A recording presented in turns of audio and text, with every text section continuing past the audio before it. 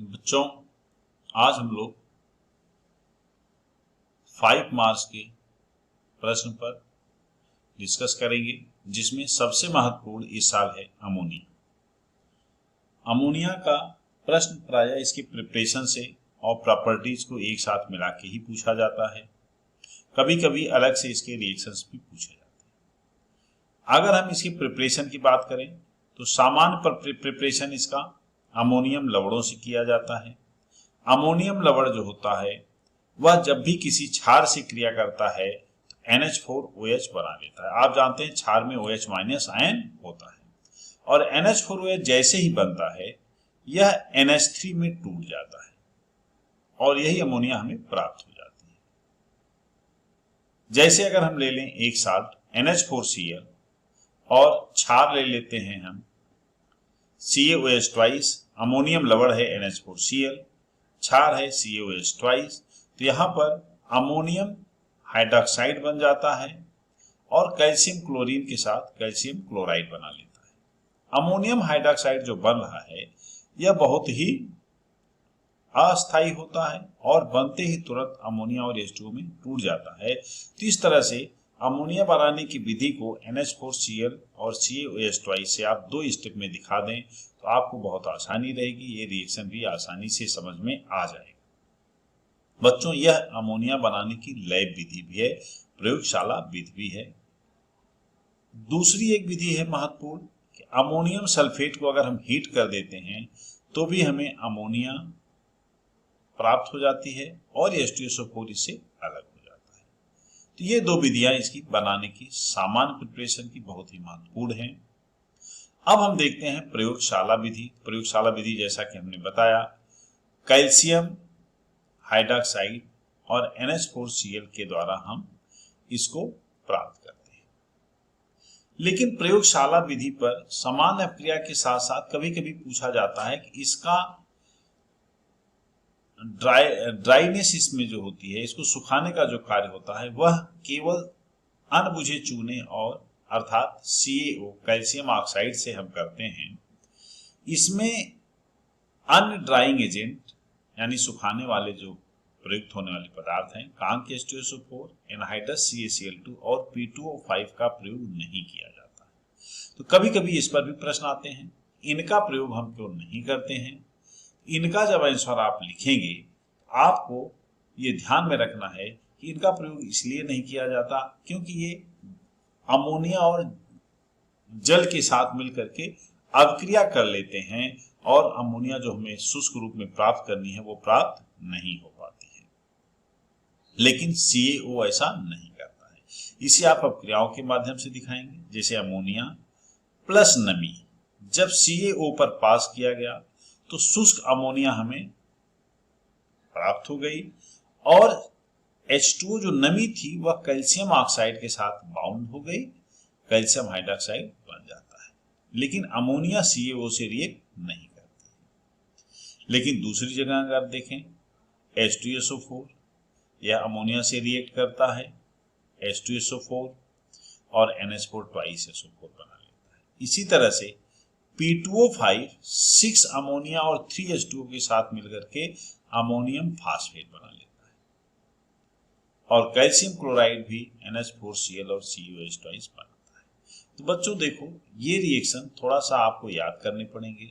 अगर आप याद नहीं करना चाहते हैं तो P2O5 के विषय में आप जानिए कि यह वास्तव में पहले H2O से रिएक्ट करता है और H3PO4 फास्फोरिक एसिड बना लेता है। P2O5 फास्फोरस पेंटॉक्साइड H3PO4 का एनहाइड्राइड है और जल से रिएक्ट करके H3PO4 बनाता है। अब रिएक्शन को याद करने के लिए आप ये P2O5 में 2P है तो 2H3PO4 बन जाएंगे और यहाँ पर 2H3 है तो 3H2 यूज होंगे। इस तरह से आप सेट करके इनको याद रखेंगे और एक बार H3PO4 बना तो NH3 से रिएक्ट करके NH4 थ्राइस PO4 बना लेगा। यहाँ पर विकास 2 NH4 थ्राइस बने यानी 6 अमोनिया है तो 6 NH3 प्रयुक्त होंगे। आप इसको सिंगल रिएक्शन में भी लिख सकते हैं। इसी तरह से कैल्शियम क्लोराइड भी अमोनिया से रिएक्ट किया, NH4Cl और COH ट्वाइस बना लेता है। तो कुल मिला के आप ये कहेंगे कि इस अभिक्रिया इसका प्रयोग इन तीनों का हम इसलिए नहीं करते हैं क्योंकि ये अमोनिया से रिएक्ट कर लेते हैं, नम अमोनिया से रिएक्ट कर लेते हैं और हमें अमोनिया शुष्क रूप में प्राप्त नहीं हो पाती है। अब है बच्चों अमोनिया का औद्योगिक निर्माण। औद्योगिक निर्माण में हैबर विधि का प्रयोग आता है। हैबर विधि पर जो प्रश्न बनते हैं वह सामान्य विधि पर आरेख सहित प्रश्न पूछा जाता है। और जो दूसरा प्रश्न होता है वह है कि अमोनिया के अधिक निर्माण की अनुकूलतम दशाएं क्या है। इसमें कौन सा उत्प्रेरक प्रयुक्त किया जाता है, कौन सा वर्धक प्रयुक्त होता है। तो आप जानते हैं कि उत्प्रेरक Fe है, वर्धक मोलिब्डेनम। इन प्रश्नों पर अभी हम डिस्कस करते हैं। एक चौथा प्रश्न बनता है कभी कभी, नाइट्रोजन और अमोनिया हाइड्रोजन क्रिया करके जब अमोनिया बनाते हैं तो यह अभिक्रिया एक ऊष्माक्षेपी अभिक्रिया। देखिए आप यहाँ पर ये चिन्ह कैसा है, माइनस है। इसलिए इस चिन्ह को जब भी चिन्ह माइनस होता है डेल्टा H का तो अभिक्रियाएं ऊष्माक्षेपी होती हैं। और ला-सातिलिय नियम के अनुसार ऊष्माक्षेपी अभिक्रियाओं के लिए उपयुक्त दशा निम्न ताप है। तो इस अभिक्रिया को भी निम्न ताप पर ही संपन्न करवाना चाहिए, किंतु इसकी अनुकूलतम दशा 500 डिग्री सेंटीग्रेड रखी जाती है। ऐसा क्यों है, यह प्रश्न भी पूछा जाता है। तो चलिए हम इन प्रश्नों को एक साथ देखते हैं। अगर आपसे अमोनिया निर्माण की सामान्य विधि पूछी गई है तो आप सबसे पहले इसका सिद्धांत लिखेंगे। सिद्धांत में आप लिखेंगे कि नाइट्रोजन हाइड्रोजन से क्रिया करके 500 डिग्री सेंटीग्रेड तथा 200 एटमॉस्फेरिक प्रेशर पर जब आयरन और मोलिब्डेनम के ऊपर से नाइट्रोजन गैस और हाइड्रोजन गैस को पास किया जाता है तो अमोनिया गैस प्राप्त होती है। इतना लिखने के बाद ये आप रिएक्शन सीधे सीधे लिख देंगे। अब बच्चों अनुकूलतम दशा अगर सामान्य विधि पूछी गई है तो भी आपको लिखना है, प्रश्न में अलग से पूछा गया तो भी अनुकूलतम दशाएं आपको डिस्कस करनी है।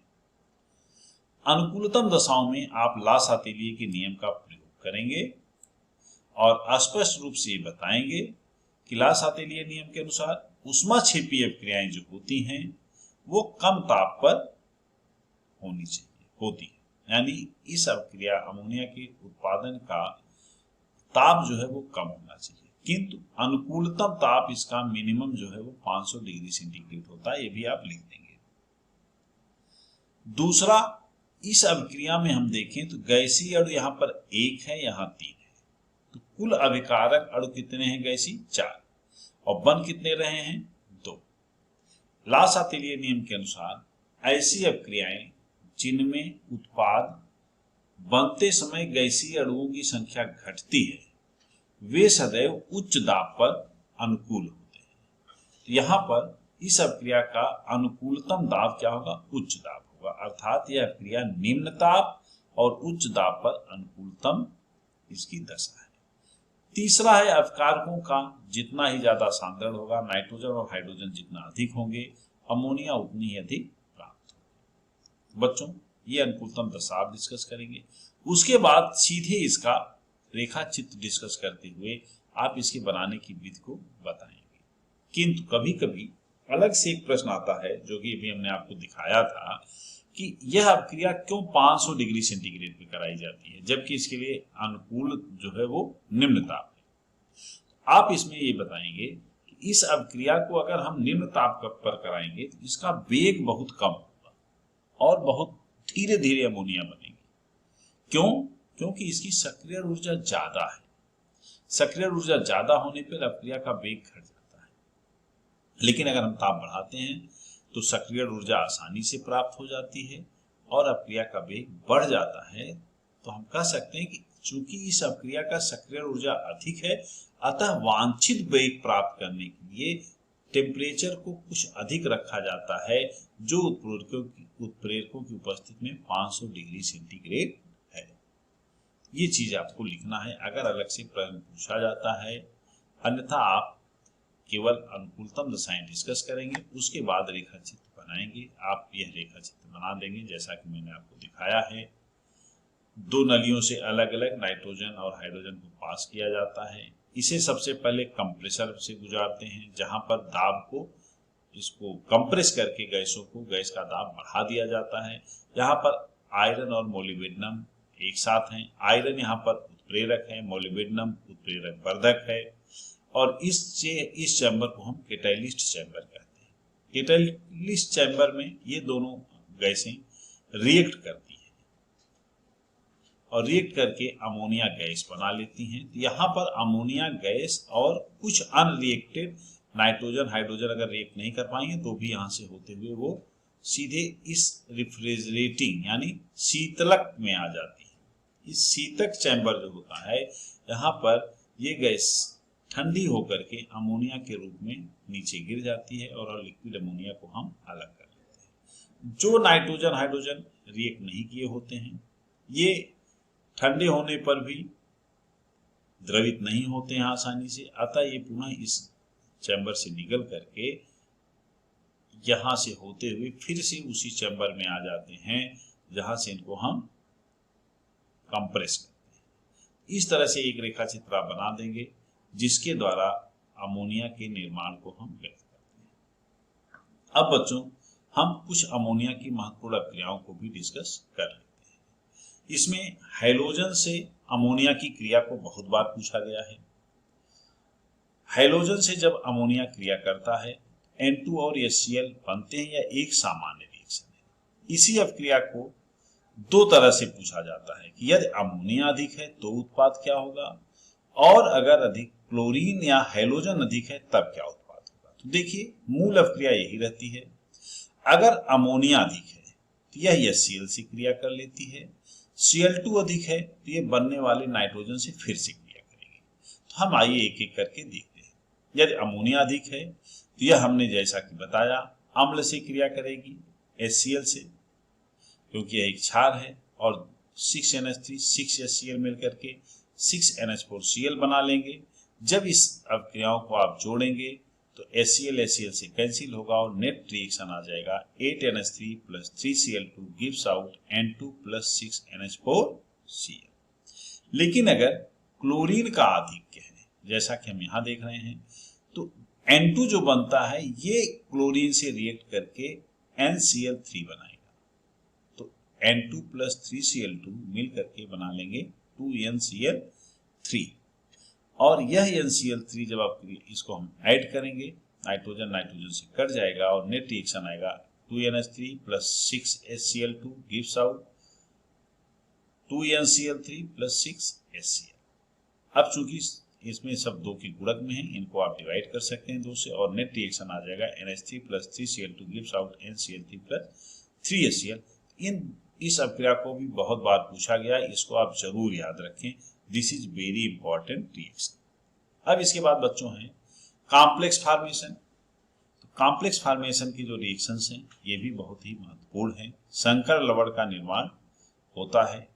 अमोनिया का जलीय विलयन प्रायः रिएक्शन करता है, जिसको हम NH4OH या लिकर अमोनिया भी कहते हैं।